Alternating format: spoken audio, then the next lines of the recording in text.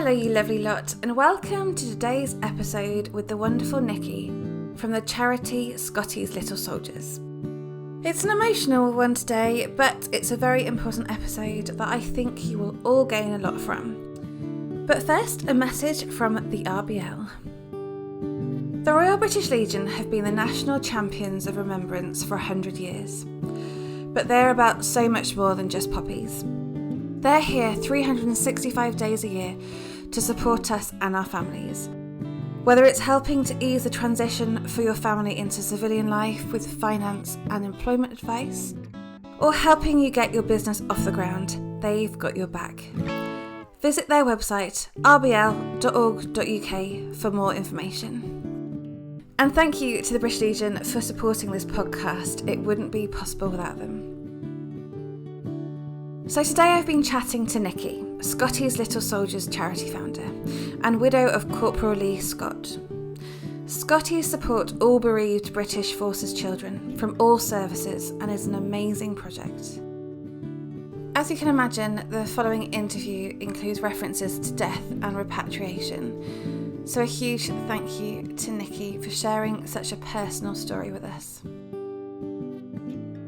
Hello, Nikki. It is so lovely to have you on the podcast. Thank you for coming to talk to me today. I'm excited to be here. Thank you for inviting me. It's so good. For years, I've got friends who have been raving about you and singing your praises. So first off, could you please introduce yourself and the wonderful charity? So I'm Nikki Scott and I'm founder of Scotty's Little Soldiers, which is a charity dedicated to supporting bereaved British Forces children. And it's brilliant. There's a little quote on your website that says, Scotty's provides opportunities for children to smile again, which I think sums up the charity so well. How do you go about doing that? Yeah, I love that. And actually one of our little strap lines or hashtags, as you say, is help their children smile, because that's kind of where the idea of the charity all started. So after my husband Lee was killed in Afghan, I took my two children, Kai and Brooke, away on holiday. And it was on that holiday, the last thing I wanted to do. It was about 9 months after he'd been killed and I did not want to go. The thought of going on holiday, and seeing happy families, and the thought of being a single mum at the airport with my luggage and my kids, it was just like, I don't want to go. But my cousins made me, literally. And now when I look back, I think it's the best thing I could have done, because that was when I saw Kai, who was 5, as I say, smile and laugh and relax. And that's kind of where the idea of the charity came from, to be honest. So I started to wonder how many other children, had experienced the death of a parent who had served our country and hadn't been given that opportunity like Kai to smile. So at Scotty's, our first program, I guess we have 4 programs, but the first one is called Smiles. And it is all about just letting the children and young people know it's all right to smile. It's all right to have fun. There's no need to feel guilty. Life can go on and you can have some good times and make some new happy memories. So, and we do that in various different ways. So there's group events. We have holiday homes and offer like Scotty breaks so they can go away on a break and have that time out. We do competitions. We send birthday presents and gifts and vouchers at really difficult times of the year. So it might be the anniversary of their parents' death and we'll send them a voucher just to say, we haven't forgotten and we're remembering you, but go and have some fun spending this voucher on yourself. And it's just engaging with them through that Smiles program so that they build up that community again with us and trust us. So then when the tough times really come, we can step in and provide that service as well. Yeah, and probably gives them just some space to think about it, a safe space to think about it, and for it to be okay to think about it. Definitely. And having that chance to have some fun with other children and young people who have also been through that experience, and really understand, when you're in the military world, it's like now whenever I meet up with any of my friends that had husbands that served or the girls that served themselves that I knew, you can be apart for years and years. And as soon as you get back together, it's like, God, it's like I saw you yesterday, that connection and you see that in the children with their friendships. They might meet at like a Scotty Christmas party. And even though it's not a therapeutic event, they all know why they're there and the thing that they've got in common, and you find those special friendships develop, and then you see them the next time you do a group event, or you hear that family are going on holiday with another family, and you just think, that's huge, because although they're having fun, they're laughing, they're relaxing, like you say, in that safe space, they're building them lifetime friendships that I know. My daughter Brooke, for example, has got a friend called Ben, who I know she speaks to every week, without doubt.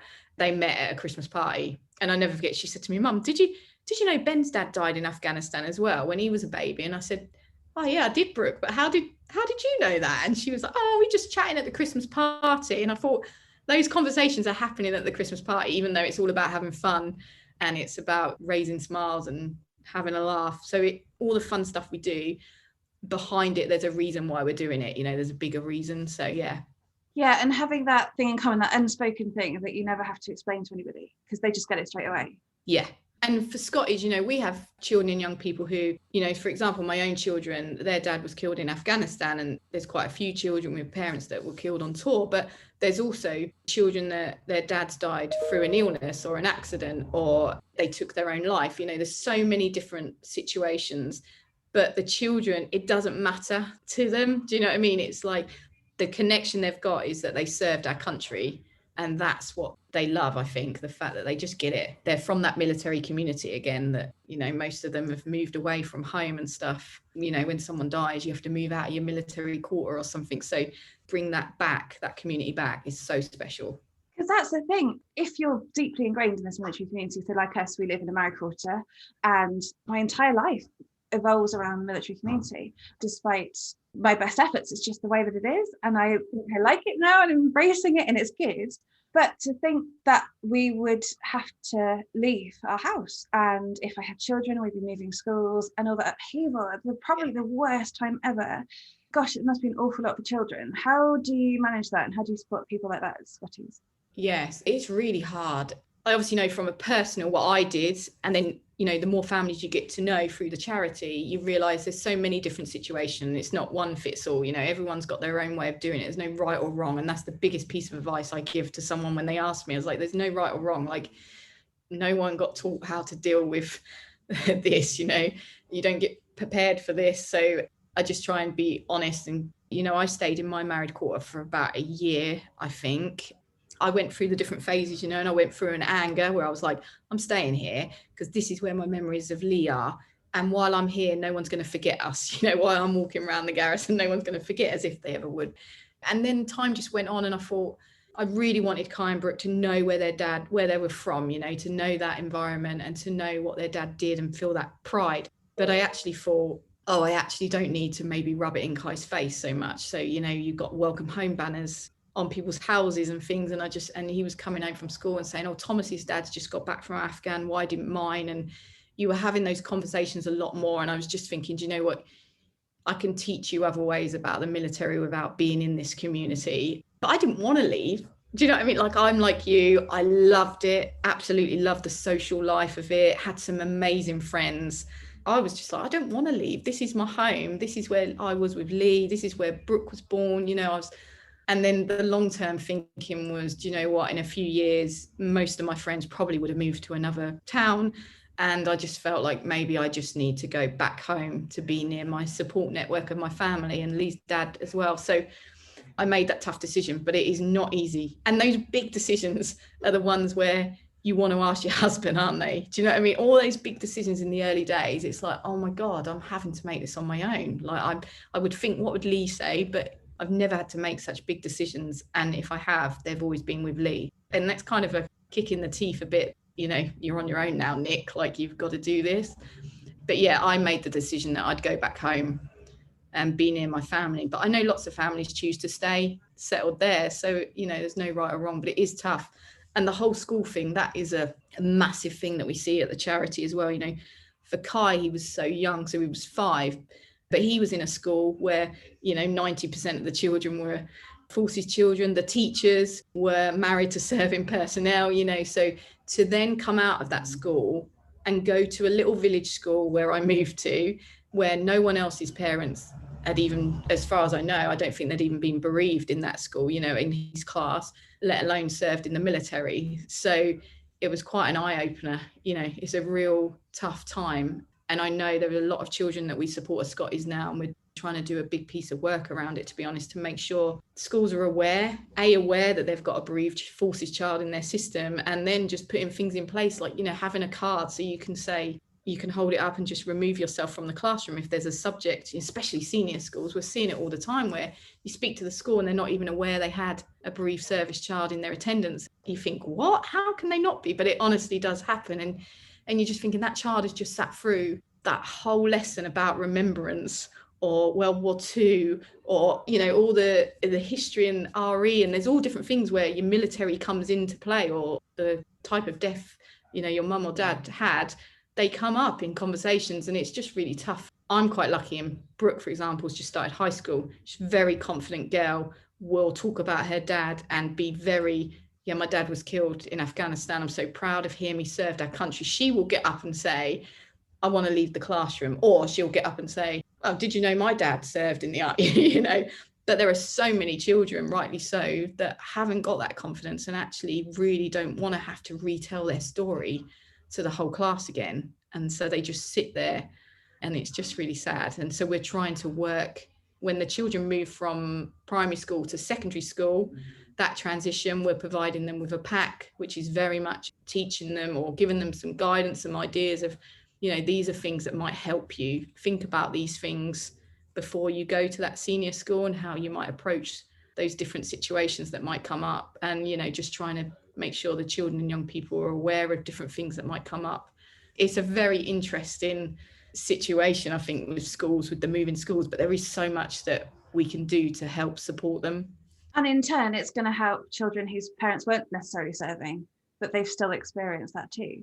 So yeah, it's a fantastic thing to do, because these people have, well, some of them have sacrificed themselves for this country, and therefore you always say you've got to look after their children. But I want to highlight that it's not just those killed in action, and that you look after all children whose parents have died. Yeah, definitely. It was from the start. I remember actually having the conversation. I've had this crazy idea about, you know, there seems to be very limited support for bereaved forces children, you know, some great UK military charities, but actually there's very limited support for the children. So I've had this idea, I don't know how I'm going to do it, blah, blah, blah. My family must have thought, oh, here we go. She's really grieving. She's like, she's going to set up a charity now.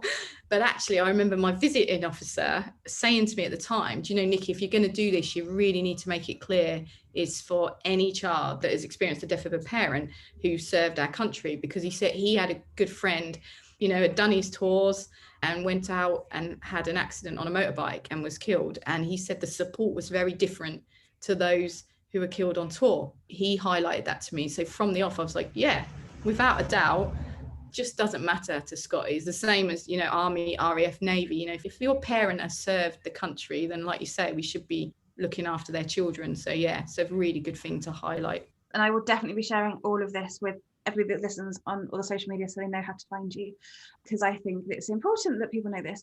So I was gonna talk about Lee, if that's okay. Yeah, I love talking about Lee. So I want to know what he was like, because obviously his legacy is so epic. He was epic as well.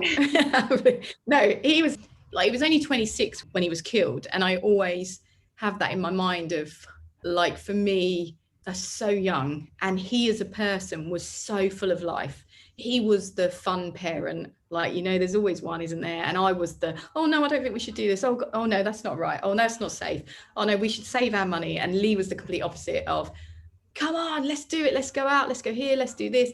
Any opportunity. And I get the vibe that he'd always been like that. So I'd known him since he was 18, very social, bit of a prankster with his friends, I think, probably annoying sometimes. I got that vibe. It was sometimes quite annoying, but just a complete everybody's friend, you know, everyone knew him, funny, but there was a real love inside to Lee as well. And that he would be that person that gave his last tenner to someone if they really needed it. And he fought a lot of them, you know, he was just, and a brilliant dad. Like, I couldn't have asked for better. Obviously he has his moments, you know, like everyone. I'm not going to say he was like an angel, but I remember my mate saying to me, God, you don't know how lucky you are. I can't believe he does all that for you. Like, and I'd be like, this is normal, isn't it? And she's like, no.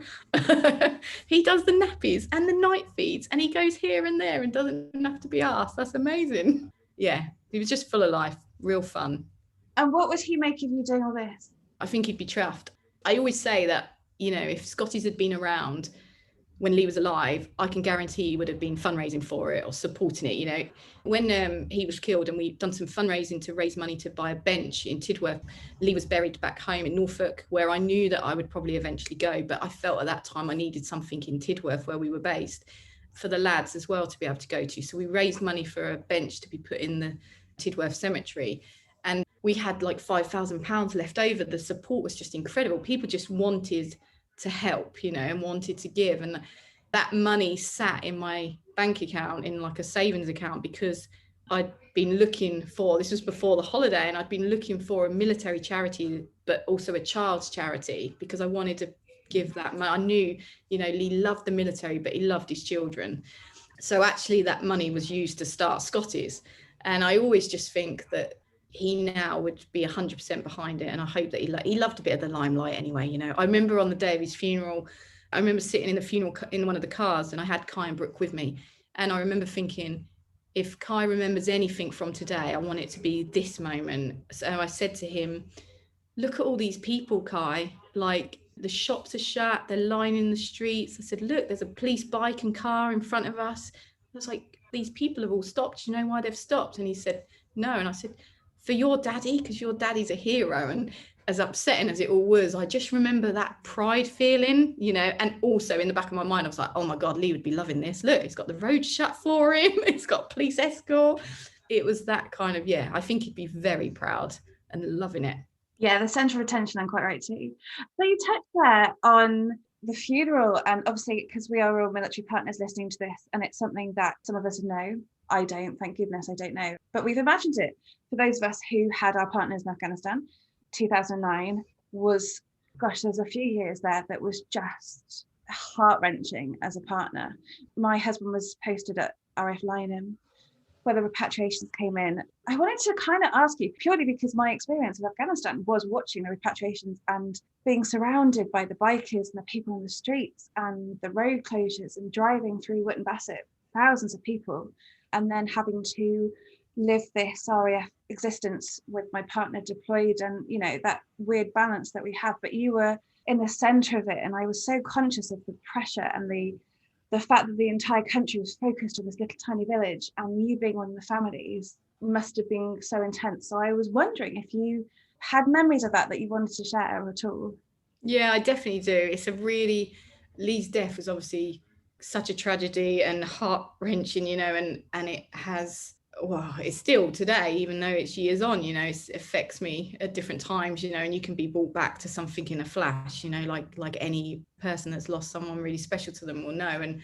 But actually, weirdly, because it does sound weird, Wotton Bassett, I almost think of it and smile, which is probably a bit strange because it was the worst time in my life, without doubt. And it was one of the hardest days of my life. In fact, I say repatriation to me personally was harder than his funeral, because as a military wife, I don't know about anyone else, but me and my friends, definitely from the moment they left for Afghan, we were planning the coming home, you know, oh, what are you going to wear? I'm going to lose a bit of weight. I'm going to order these shoes. Like, it's really silly, but they're things that go through your brain, aren't they? And repatriation was, you know, that coming home was the coming home parade for me and Lee, but that was not how I'd pictured it in my head, obviously. And so it was a really hard day. And it was also the first, you know, it was Lee coming back, and it was the first, you know, you're told the news, and then there is constant people in your house, things you have to sort out, things you wouldn't even imagine having to sort out, you know, like his wages,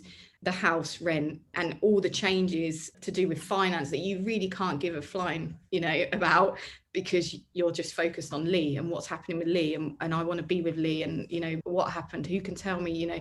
But there's things you've got to deal with that your visiting officer is there obviously to support you with. And, you know, luckily I had an incredible one that I'm still close to now. But with the repatriation, that was the first thing that I had to almost be on show, almost, isn't it? Because it's in the papers, and I remember saying to my mum, I don't want Kai in the house while I'm talking to the Padre. I don't want Kai to hear all this stuff all the time. Everything's so negative and dark, and it's obviously that first week, so it's clearly all, you know, so upsetting, people coming in and out, and there's people crying, which is totally right. And I wasn't hiding any of that from Kai, but there was some things when I was like, I can't do this with Kai in the room. And my mum was amazing, and she stayed with me for quite a few weeks, and she took Kai out. And I remember she popped him in the car, went off out, and she was like, yeah, I'm just going to give him a break. And then when she came back, she was like, I don't believe it. Like, I literally had the radio on, and then the news came on, and it was like Taliban have, you know, and then I went into the shop to buy him some sweeties. And as we paid at the counter, Lee's face is on the front of the newspaper that's on the counter. And she said, literally just taking him out to the park, I feel like I've just let him down a little bit. And I was like, Mum, it's not, you know, this is what's happened. But it felt like it was everywhere. You literally felt like you were in a bubble being watched. And it was just really difficult. And it was the repatriation that was the first time where, you know, you're out there. But it's also it's like the unspoken. No one speaks about it. It's very strange now. Like, they ask me about funerals and they don't ask about that. And, you know, for me, I remember that the plane landed and there was 8 that came off that day, and Lee was the first that came off the plane.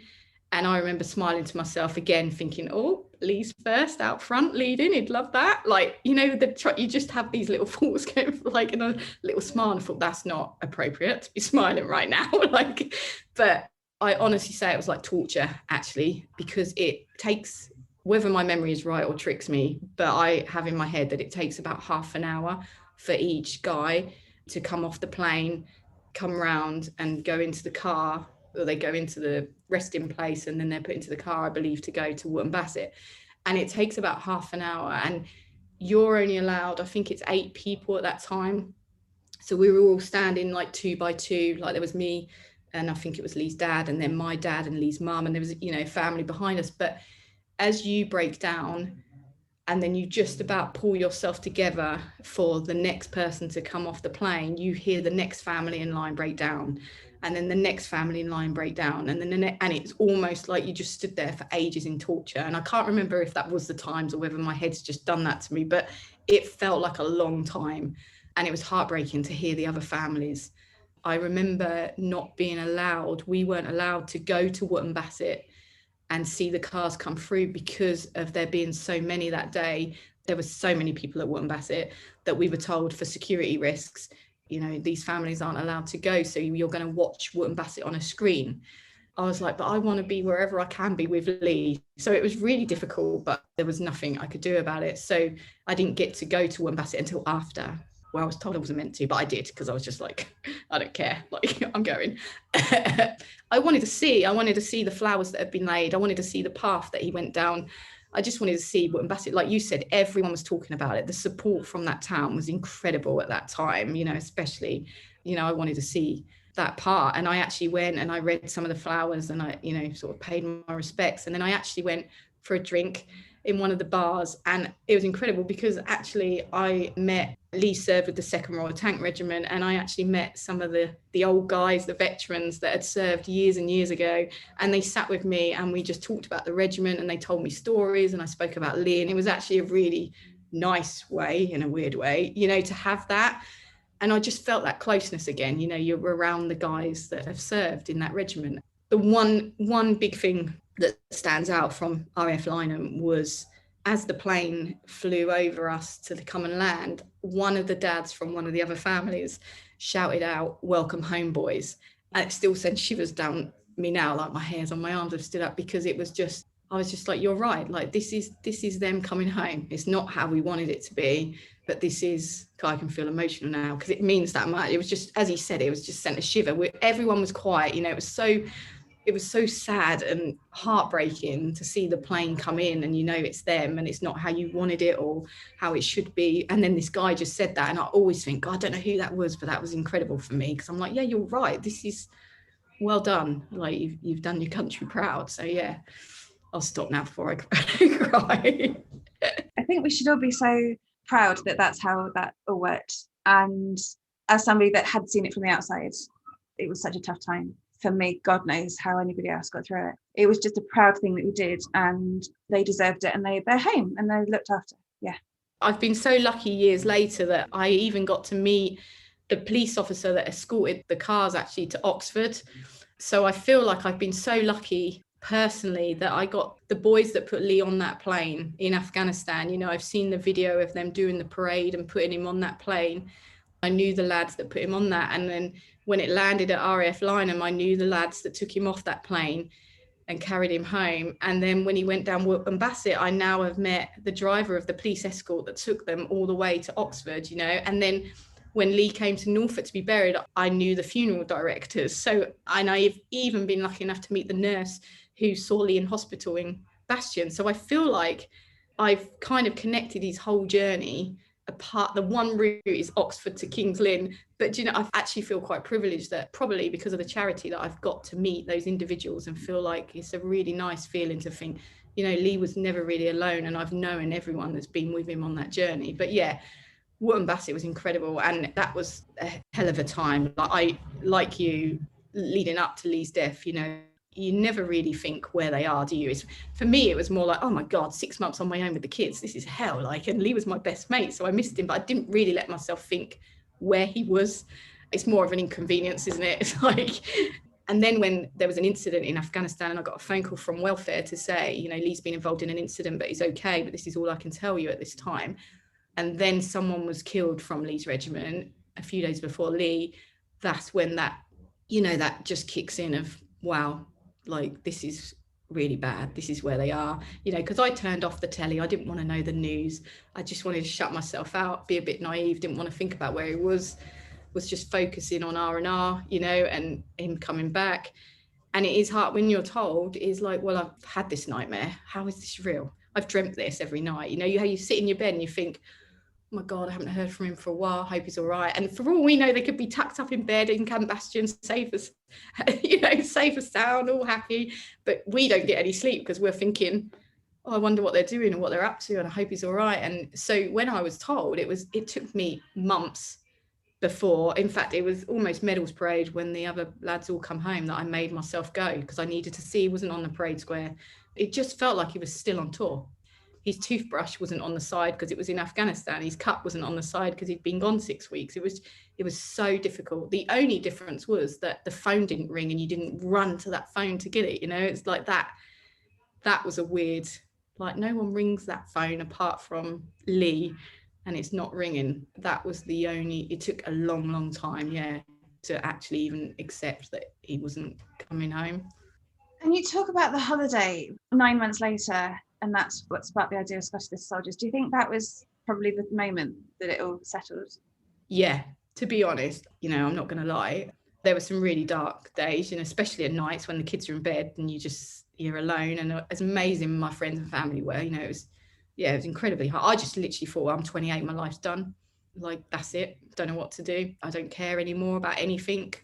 Couldn't see any light. And then, yeah, with this holiday, they made me go on that. And I just think, thank God they pushed me to do that, because that was my wake-up call. And I always say, it sounds so cheesy, but I literally did sit by the pool watching Kai, just thinking, oh my God, like, what have I been doing? This is not, Lee would be going mental at me.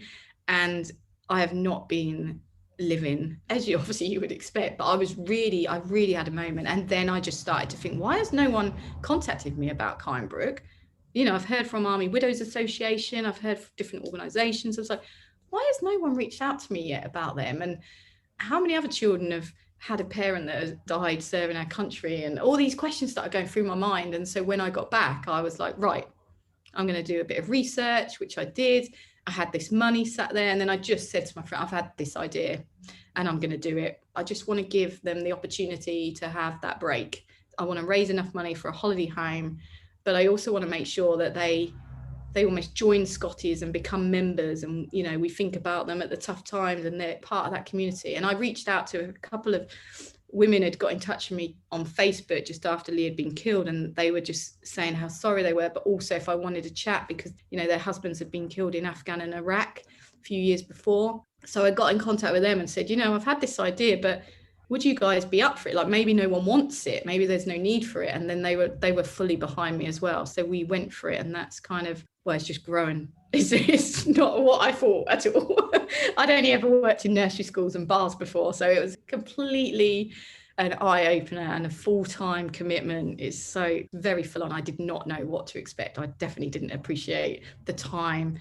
But I'm so glad that it's where it is today and doing what it does. And I know it can go on further as well. So what is the plan? You've got this amazing charity that you clearly love. What is the plan going forward? What exciting things do you have in motion? So at the moment, we have the 4 programs. We really work with the families and the children and young people to see what the need is, where the gaps are.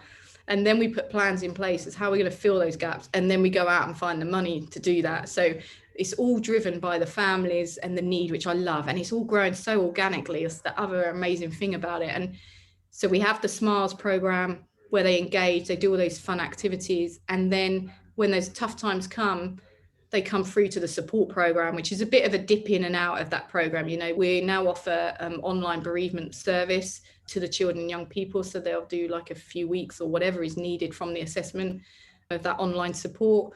Lots of other things within that, really trying to help our families to help their children almost, to stop them from reaching those crisis points or, trying to get in there earlier.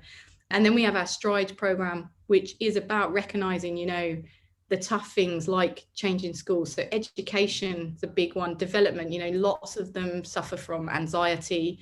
So it's trying to concentrate on building confidence and resilience. So we offer some small grants and we do some group work as well. So that's all really exciting. And then Springboard is for 18 to 25-year-olds. And it's a bit of all 3 of the other programs and very much about helping the young adults, because we saw for a long time we only went up to 19. And then we saw this real need for, you're a young adult. I remember this one lad and he said to me, I'm fine with Scotty's finishing now, I'm 19, but he said, I will admit, like, just knowing you're there is sometimes really important. And he said, I'm about to go off to uni and leave home. And I've always been the man of the house since my dad was killed. And I'm leaving my mum and my sister. And I'm a bit, and I've now actually started to really feel the loss of my dad. And it was just something that really interested. I thought I've never looked at it from that point of view. So we've changed things. So we now support up to 25. And it's all about that life choices, life skills, helping them, reassuring them that we're there to help them, their siblings, and then the future is just developing those programs and reaching more children and young people that we could be helping, because there's so many more out there that don't yet know about us or don't realize they could have the support from Scotty's. So working really hard on the awareness side, hence doing this podcast. And I know that everybody who's listened to this will be scraping their pennies together to send them to you. So how can we find you? Maybe we want to support you, or maybe we are in need of some support from you. Where can we find you? Probably the best place is to go to our website. So it's just scottieslittle.soldiers.co.uk, but also we're on all the social media platforms as well. So there's so many different ways to get in touch. And I think the best thing to say as well is, if obviously we need funds to keep the charity running and to be able to grow it, but there's so many other ways that people can help as well. Like, we're always saying that just telling 3 of your friends about the charity and them telling 3 of their friends, that word of mouth is massive, especially in the military community, that's huge. And that's a really important thing as well. So it is, liking us on Facebook or whatever social media you use, sharing our posts to help our engagement get up to reach more people. There's not just funding, but if people want to fund, donate or fundraise as well, we have different challenges on our websites. We love to hear from our supporters and people. So I would just recommend getting in touch with the team and helping where you can. Yes, we all need to do that, because Scotty's is something that we don't ever want to have to use, but to know that our children have that if they need it means so much. I so appreciate it. And I just love it when military families, even though the world is like, no, you can't do that, don't be ridiculous, you can't do a whole charity, they're like, no, we can do it, we are military partners and we're going to rock it and we're going to try it because this needs to be done. So Nikki, huge thanks for stepping up and doing that. I love it. And it's so true. You never say no, do you? Like, if something needs doing, then we'll do it. And that is part of the military, I think, that vibe that we're going to do this and we're going to do it together. So, and I love that. I love our supporters getting involved with the charity and being on the journey with us as well. We've got a great thing called Overwatch as well. Sounds like I'm doing a plug, but Overwatch is kind of aimed at the military, because then it's exactly what you said. Scotty's is like, we always say, it's that club that no one actually wants to be a part of, but it's a great club to be a part of. It is that community. And Overwatch is about, it's like regular giving. So you donate every month, which adds to the security of Scotty's. In return, 100% of that donation goes to our families program. So it goes directly on the children and you then get a login to an online portal, which is a website that's exclusive for the Overwatch subscribers. And then we upload videos and podcasts giving you exclusive behind the scenes footage of how we use your money and the work we're doing. And it's just, again, encouraging people to, we're not going to send you a cuddly toy for signing up to do regular giving, but we're going to show you something even better and show you what we do so you know where your money's going. And that's kind of, watching over the children. So Overwatch, it just felt like a really good thing to do. So that's another way people can help as well. Perfect. I love it. Thank you so much. Before we finish, Nikki, is there anything else that you'd like to add? Just a big thank you. I love when I talk to anyone from the military, because you just all get it, don't you? So just a big thank you to everyone who listens, because you're all amazing. Because it's not hard being a spouse of someone who's serving or serving yourself. So just a big thank you to all those guys. Thank you for coming on. Honestly, I like to share these stories because they're inspirational, but also it's what happens when things go badly wrong in the darkest times, and the fact that there is happiness, there can be happiness and inspiration and positivity at the end of it. So it's really important that we share these stories, Nikki. And I really thank you for being so honest with me, because it's painful, but you shared it. And I know that a lot of people will be listening and have gained an awful lot from it. Yeah, it's really important that Lee's never forgotten. And we talk about Lee every day, like definitely think about him every day. And the kids still talk about him. I've remarried, got 2 more children.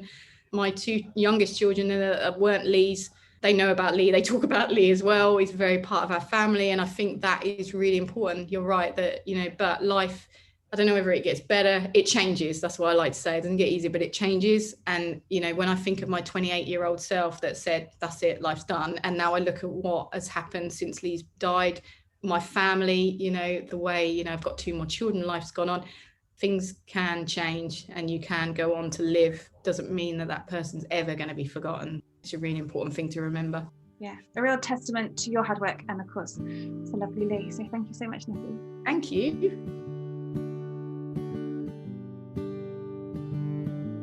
Another massive thank you to Nikki. Please do go and see how you can support this charity. And as Nikki mentioned, it's a charity that none of us would ever wish to be part of, but what a difference it makes to know that it's there. So that's it from me for today, but I will of course be back next Friday with another episode, so I shall see you then.